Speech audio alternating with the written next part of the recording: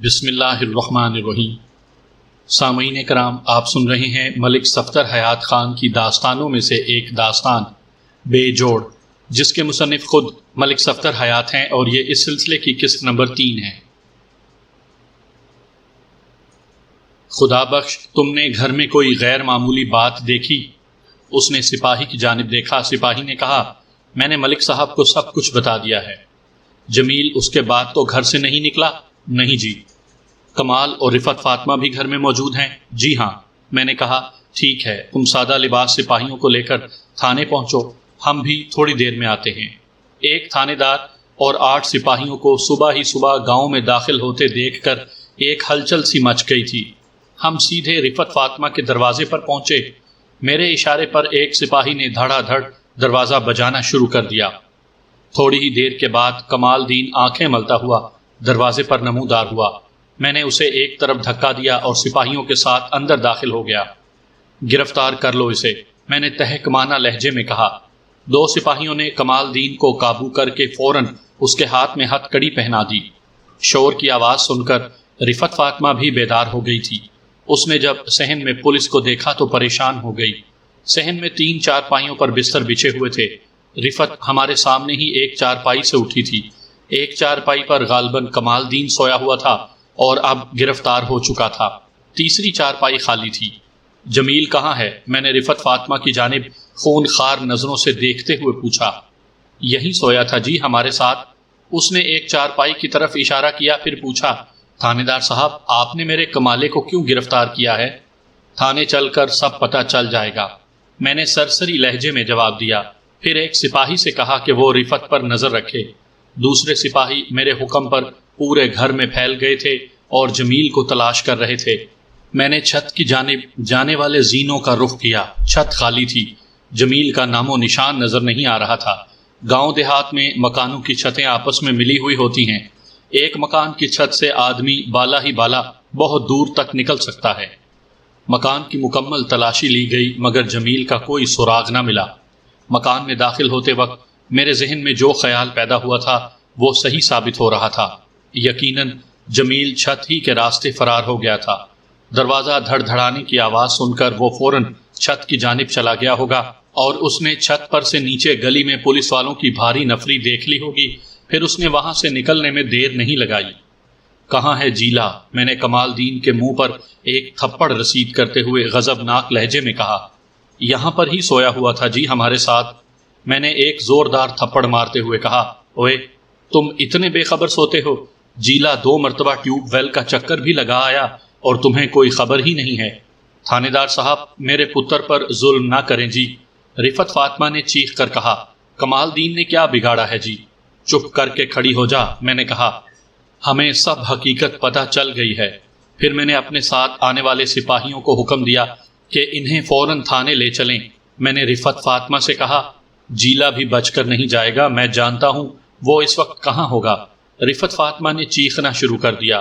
وہ کمال دین کی گرفتاری پر واویلا کر رہی تھی، لیکن میں نے اس کی پیش نہ چلنے دی اور اسے بھی آگے دھر لیا۔ تھوڑی ہی دیر کے بعد پورے احمد آباد کو پتہ چل چکا تھا کہ پولیس کمال دین اور اس کی ماں رفت فاطمہ کو گرفتار کر کے تھانے لے گئی ہے۔ تھانے پہنچ کر میں نے رفت فاطمہ اور کمال دین کو حوالات میں بند کر دیا۔ اس کے بعد میں نے 2 نہایت اہم کام کیے۔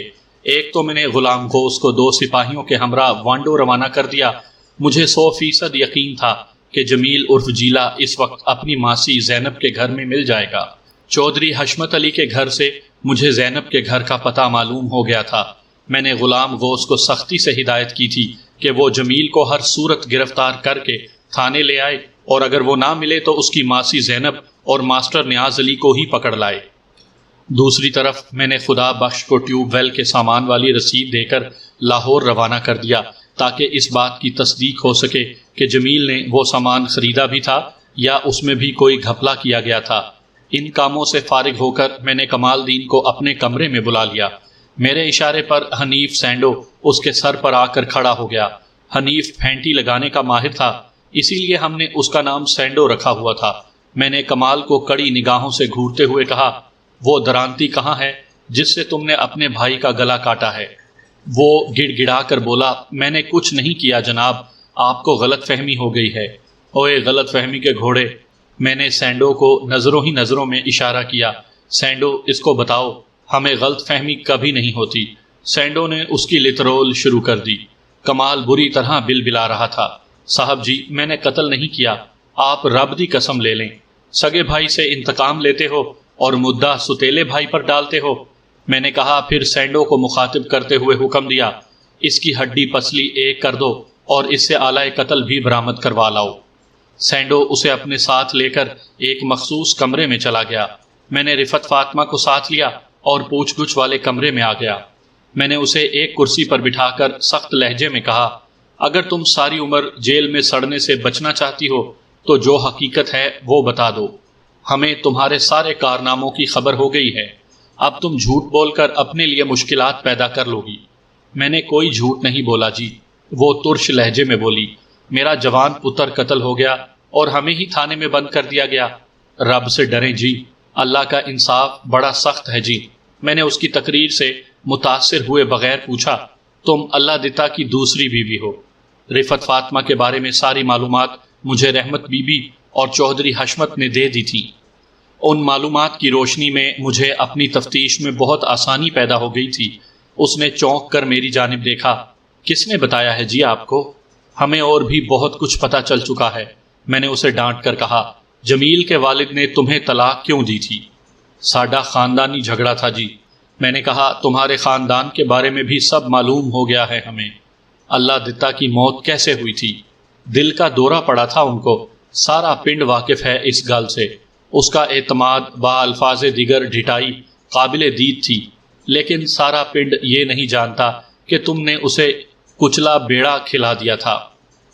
میں نے زہر خند لہجے میں کہا، یہ جھوٹ ہے، الزام ہے مجھ پر۔ وہ غصے سے لال پیلی ہوتے ہوئے بولی، یہ کہانی رحمت ست خسمی نے گھڑی ہے، وہ میری ازلی دشمن ہے۔ جلال اور کمال کو ہر وقت بھرتی رہتی تھی، اب تو اس کے کلیجے میں ٹھنڈ پڑ گئی ہوگی۔ میرا سونا پتر لگا گیا۔ پھر وہ رحمت بی بی اور چودھری حشمت علی کی شان میں قصیدے پڑھنے لگی۔ میں نے اس کی جذباتی تقریر کا ذرا بھی اثر قبول نہیں کیا۔ میں حقیقت حال سے آگاہ ہو چکا تھا۔ یہ بات پکی تھی کہ قتل کمال یا جمیل میں سے کسی نے کیا تھا۔ اچھو کی ذات شک سے بالا تر ہو چکی تھی، کیونکہ جس وقت جلال کو قتل کیا گیا تھا اس وقت اچھو اپنی حویلی میں موجود تھا۔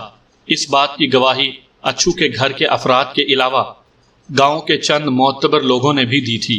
اس دن اچھو کی کڑمائی تھی اور وہ کڑمائی کی مخصوص رسموں میں گھرا ہوا تھا۔ جائے واردات سے اس کی عدم موجودگی ثابت ہو گئی تھی۔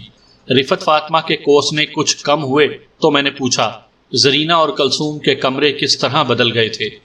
وہ ناس ماری تو ہاتھ دھو کر میرے پیچھے پڑ گئی ہے۔ وہ دوبارہ رحمت بی بی کو برا بھلا کہنے لگی۔ میں نے اسے بری طرح جھڑکتے ہوئے کہا، اپنی بکواس بند کرو اور جو پوچھ رہا ہوں اس کا جواب دو۔ اس نے رونا شروع کر دیا۔ وہ بڑی کامیاب ایکٹنگ کر رہی تھی۔ اگر میں حقائق سے واقف نہ ہو چکا ہوتا تو اس کی اداکاری سے متاثر ہو جانا یقینی تھا۔ جس طرح کل اس نے جلال کی موت پر آہوزاری سے میرا دل دہلا دیا تھا، مگر اب میں دھوکہ نہیں کھا سکتا تھا۔ میں نے ایک سپاہی کو بلا کر حکم دیا کہ وہ رفت فاطمہ کو دوبارہ حوالات میں بند کر دے۔ پھر میں نے کمال دین کو وہاں بلا لیا۔ کمال دین کی عمر لگ بھگ 1.5 سال تھی جب اس کی سگی ماں سغرا بی بی کا انتقال ہو گیا تھا۔ جلال کمال سے 2 سال بڑا تھا۔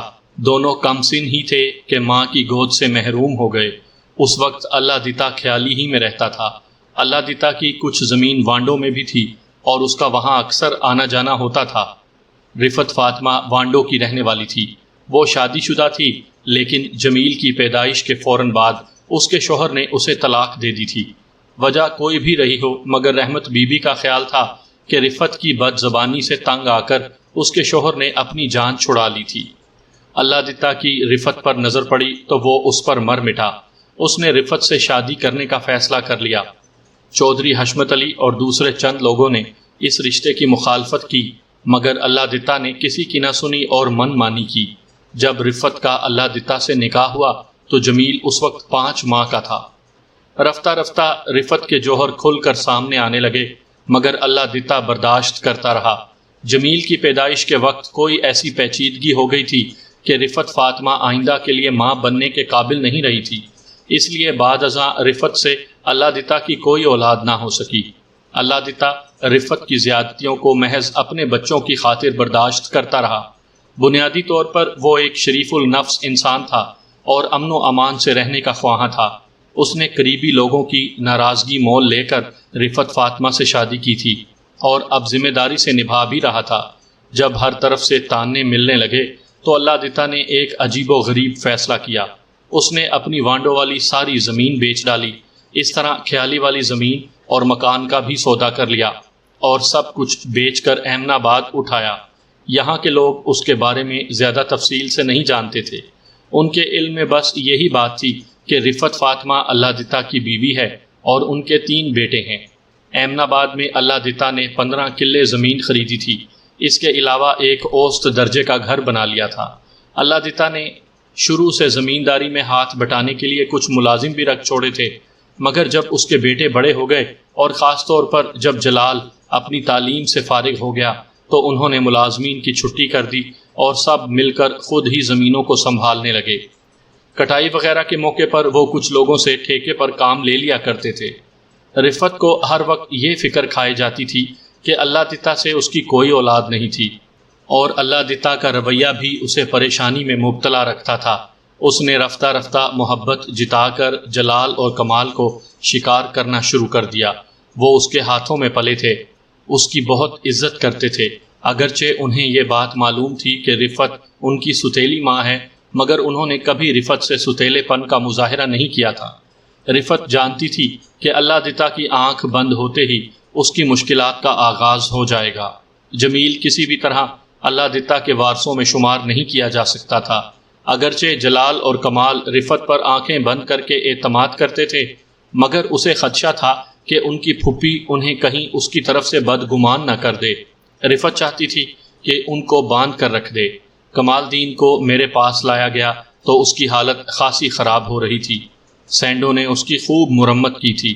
سینڈو بھی اس کے پیچھے ہی وہاں آ گیا، پھر مجھے بتایا، ملک صاحب بندہ بڑا سخت جان ہے، زبان کھولنے پر تیار نہیں ہے، آپ کہیں تو فارمولہ نمبر 7 آزماؤں؟ کمال نے سہمی ہوئی نظروں سے سینڈو کی جانب دیکھا، پھر میری طرف مڑ کر ہاتھ جوڑ دیے۔ ملک صاحب میرا کوئی قصور نہیں ہے، میں نے کچھ بھی نہیں کیا، میں کچھ نہیں جانتا۔ اس کی آنکھوں سے باقاعدہ آنسو جاری تھے۔ میں نے سینڈو کو اشارہ کیا کہ وہ وہاں سے چلا جائے۔ جب وہ کمرے سے باہر نکل گیا تو میں نے کمال دین سے کہا، اگر تم سچ بولنے کا وعدہ کر لو تو میں تمہیں جیل جانے سے بچا لوں گا، رفت فاطمہ کے بارے میں سب کچھ بتا دو۔ وہ ڈبڈبائی ہوئی آنکھوں سے مجھے دیکھتے ہوئے بولا، تھانے دار صاحب میری ماں بہت اچھی عورت ہے جی، آپ کو خواہ شک ہو رہا ہے۔ رحمت بی بی نے ٹھیک ہی کہا تھا، رفت کے دکھاوے کی محبت اپنا کام کر گئی تھی، اس نے انہیں مٹھی میں لے رکھا تھا۔ میں نے پوچھا، میں نے سنا ہے تمہارے والد کی موت دل کا دورہ پڑنے سے نہیں ہوئی بلکہ رفت نے اسے کچلا کھلا دیا تھا۔ یہ جھوٹ ہے جناب، میری ماں ایسی نہیں۔ تم مسلسل جھوٹ بول رہے ہو۔ مجھے غصہ آنے لگا تھا۔ میں نے اسے ایک جھاپڑ رسید کرتے ہوئے غضبناک لہجے میں کہا، تم نے بتایا تھا کہ جب خاصی دیر تک ٹیوب ویل چلنے کی آواز نہ آئی تو تم جلال کو دیکھنے وہاں چلے آئے تھے، پھر وہ تمہیں کمرے میں مردہ حالت میں ملا تھا۔ جمیل نے اس کے برعکس بیان دیا ہے، اس نے جلال کو ٹیوب ویل کی دھار میں نہاتے ہوئے دیکھا تھا۔ میں نے ایک لمحہ توقف کرنے کے بعد خونخوار نظروں سے اسے گھورتے ہوئے ٹھوس لہجے میں کہا، اب تو تمہیں پھانسی ہو کر ہی رہے گی۔ وہ میرے قدموں میں گر کر زاروں قطار رونے لگا۔ ملک صاحب میں نے جلال کو قتل نہیں کیا، آپ کو رب کا واسطہ میری بات کا یقین کر لیں۔ میں آپ کو کیسے یقین دلاؤں؟ ابھی تھوڑی دیر میں جیلا گرفتار ہو کر یہاں آنے والا ہے۔ میں نے اس کے سر پر ایک ٹھڈا مارتے ہوئے کہا، پھر آمنے سامنے بات ہوگی، تم میں سے کون سچا ہے اور کون جھوٹا، اس کا فیصلہ بھی ہو جائے گا۔ قتل تم میں سے ہی کسی نے کیا ہے۔ میں نے نہیں کیا جناب۔ تو پھر جیلے نے کیا ہے؟ میں نے سوالیہ نظروں سے اسے گھورا۔ وہ بولا، جیلا بھی ایسا نہیں کر سکتا جی، تم بھی ایک نمبر گدھے ہو۔ میں نے ایک لات اس کی پسلی میں ٹکائی۔ جس ماں کی محبت پر تمہیں ناز ہے اس کی اصلیت سے تم واقف نہیں ہو۔ وہ تمہارے باپ کی چھوڑی ہوئی زمین و جائیداد پر قبضہ چاہتی ہے۔ جیلا جلال کو قتل کر سکتا ہے۔ اچھا جی وہ کیسے؟ وہ آنکھیں پٹ پٹا کر بولا، جیسے تم جلال کو قتل کر سکتے ہو۔ وہ پھر رونے لگا۔ آپ کی سمجھ میں کیوں نہیں آتا جی؟ میں اپنے بھائی کا قتل کیسے کر سکتا ہوں؟ اس سے مجھے کیا فائدہ پہنچ سکتا ہے جی؟ انتقام کی آگ ٹھنڈی کر کے جو سکون ملتا ہے وہ بڑے سے بڑے فائدے سے بھی زیادہ ہوتا ہے۔ میں نے اسے ایک ٹھڈا رسید کیا۔ چل اٹھ کر کھڑا ہو جا بے شرم، ایک عورت کے لیے تو نے اپنی ماں جائے کی جان لے لی۔ آنسو ٹپ ٹپ اس کی آنکھوں سے گر رہے تھے۔ وہ منہ سے کچھ نہیں بولا اور خاموشی سے اٹھ کر کھڑا ہو گیا۔ میں نے سرگوشیانہ انداز میں کہا، میں تمہیں سوچنے کا آخری موقع دے رہا ہوں۔ 1 گھنٹے بعد میں تمہیں پھر بلاؤں گا۔ اچھی طرح غور کر لو۔ اگر تم نے سچ بولنے کا فیصلہ کر لیا تو ممکن ہے تمہاری سزا میں کچھ رعایت ہو جائے، ورنہ… میں نے جملہ دانستہ ادھورا چھوڑ دیا اور ایک سپاہی کو حکم دیا کہ وہ کمال کو لے جا کر حوالات میں بند کر دے۔ کمال نے اچھی خاصی مار کھانے کے بعد بھی زبان نہیں کھولی تھی۔ کبھی کبھی مجھے شک ہونے لگتا تھا کہ کمال کا جلال کے قتل سے کوئی تعلق نہیں تھا اور وہ جو بھی کہہ رہا تھا سچ ہی کہہ رہا تھا، مگر ہم اپنے فرائض سے مجبور ہوتے ہیں، کسی بھی مشکوک بندے کو نظر انداز نہیں کر سکتے، اور کمال تو زرینہ کے چھن جانے کی وجہ سے خار کھائے بیٹھا تھا۔ میرا یہ دعویٰ ہے کہ اگر قتل جیسے سنگین جرم کے محرکات کا جائزہ لیا جائے تو یہ بات سامنے آئے گی کہ 80% قتل عورت کی وجہ سے ہوتے ہیں۔ اس لیے کمال کی ذات شک سے بالا نہیں ہو سکتی تھی۔ میرا تجربہ مجھے یہی بتاتا تھا۔ رحمت بی بی نے مجھے بتایا تھا کہ جب اللہ دتا نے اپنے لڑکوں کے لیے رشتوں کی بات شروع کی تھی تو رفت کے پیٹ میں شدید درد اٹھا تھا۔ اگر جلال اور کمال کی شادی زرینہ اور کلثوم سے ہو جاتی تو رفت کے لیے مشکل کھڑی ہو سکتی تھی۔ اس کے ہاتھ میں یہی لڑکے ہی تو تھے۔ اسے خدشہ تھا کہ رحمت بی بی اور چودھری حشمت علی آہستہ آہستہ انہیں حقیقت تسلیم کرنے پر مائل کر دیں گے، پھر رفت کے پاس کچھ نہیں بچے گا۔ چنانچہ اس نے اپنے شوہر اللہ دتا پر زور دیا کہ جلال کی شادی اس کی بھانجی رضیہ عرف رجو سے کر دی جائے گی، مگر اللہ دتا نے اس کی تجویز رد کرتے ہوئے اپنی من مانی کی تھی۔ رفت کو اپنی ناکامی کا بہت ملال تھا۔ رحمت بی بی نے تو یہاں تک کہہ دیا تھا کہ جب رفت کی کوئی چال کامیاب نہ ہوئی تو اس نے چودھری حشمت علی کی عزت اچھالنے سے بھی گریز نہیں کیا اور دلہنوں کے کمرے بدلنے کی شرمناک حرکت کر ڈالی تھی۔ رحمت بی بی کو یقین تھا کہ اس نے بعد ازاں اللہ دتا کو کچلا کھلا کر اس کی جان لے لی تھی تاکہ نہ رہے بانس اور نہ بجے بانسری، مگر پولیس کی تفتیش کا ایک اپنا طریقہ کار ہوتا ہے۔ ہم سنی سنائی باتوں پر کان تو دھرتے ہیں مگر یقین نہیں کرتے۔